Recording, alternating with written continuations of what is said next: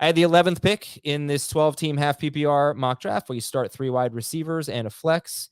And I did get a top 5 quarterback and a top 7 tight end. Those 7 tight ends are Kelsey in tier 1. For most people, Mark Andrews in tier 2. And then I think for a lot of us, 5 tight ends in tier 3 in some order: Hawkinson, Pitts, Waller, Goddard, Kittle. I got the last one. I got George Kittle. I was lucky to get him in round 8. So having a top 5 quarterback and a top 7 tight end, I was happy about that. My first 2 picks were Stephon Diggs and Nick Chubb. I then went with Joe Burrow. And then, really tough pick for me in round 4 was DeAndre Hopkins. But, I like all of my picks except rounds 4 through 6. I don't know how I did, and I will ask you guys how you feel. So Diggs, Chubb, Burrow, very happy with that start. Kittle in round 8 was great. I'm happy with Gabe Davis at pretty much the very end of round 7. I'll talk about my bench later. But DeAndre Hopkins in round 4, then pick 511 DeAndre Swift, and pick 6.2 Javonte Williams. Those guys might make or break my team. Maybe I only need one of them to be great. But Hopkins, DeAndre Swift, Javonte Williams, nervous about all of them, Jamie. What would you say if I did anything right or wrong there with Hopkins, Swift, and Javonte? No, I don't think you did anything wrong. I think Javonte Williams round 6 is perfect. That's one thing. So the story that I wrote was kind of just, this is our first draft after camp started. So here's where some of the buzzworthy guys went. And I probably should have included Hopkins in there, but I just was looking more at the running backs. But I think, I'm just looking at the receivers that were drafted around Hopkins. Like, I like Jerry Jeudy better. I like Christian Watson better. And I would probably take Deebo Samuel over him, just the guys who went after him. Hopkins, DJ Moore, you can certainly, split hairs on those guys for me. But you have a feeling that DeAndre Hopkins is still going to be, I don't know, elite. I don't want to put those words in your mouth, but, at close to that level, or still perform at a very high level. So you probably like him clearly better than these guys. I don't know what you would have done in full PPR, just based on his role. But Hopkins, I mean, look, Hopkins. You like him. So again, you weren't going to get him with your next pick, so I get it. So that's fine for me. And then in round 5, you took Swift.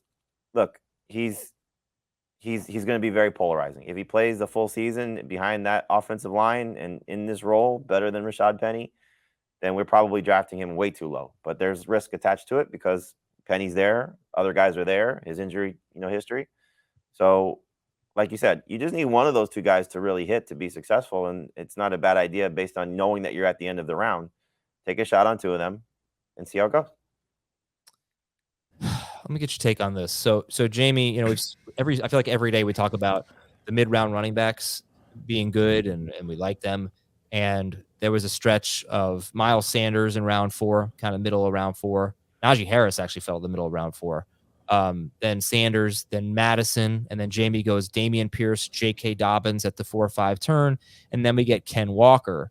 And now when we started this process months ago, I was calling James Conner my favorite sleeper, maybe my favorite pick in the draft because nobody really wanted him, and he was falling to round 7 or so.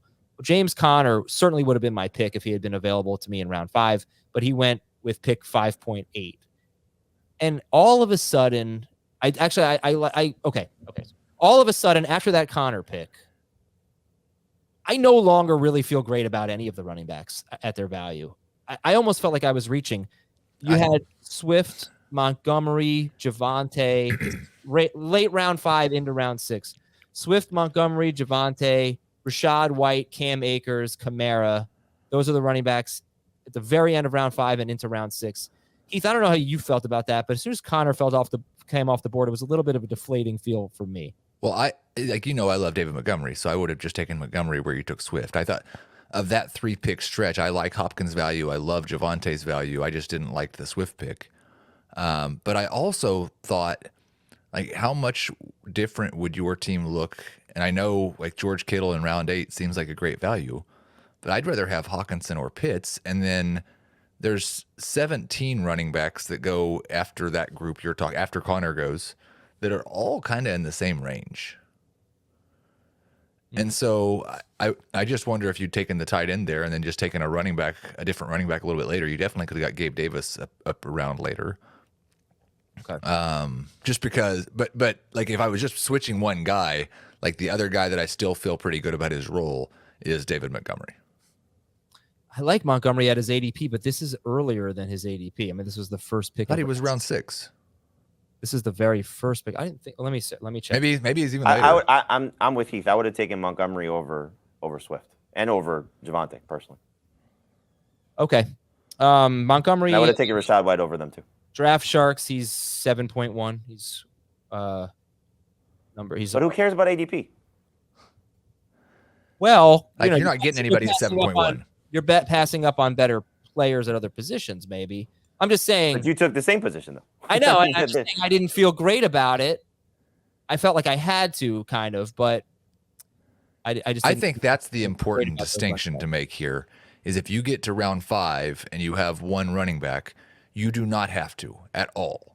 Not even kind of. You definitely don't have to double tap at the 5-6 with 2 running backs. I like Javonte there though. I did too. But there's going to be running backs in round 7 and 8 that I don't think are that much different than the guys at round 5-6. Yeah. And Maybe. I also would lean toward you're taking 2 swings, huge swings. Yeah. If they hit, they're great.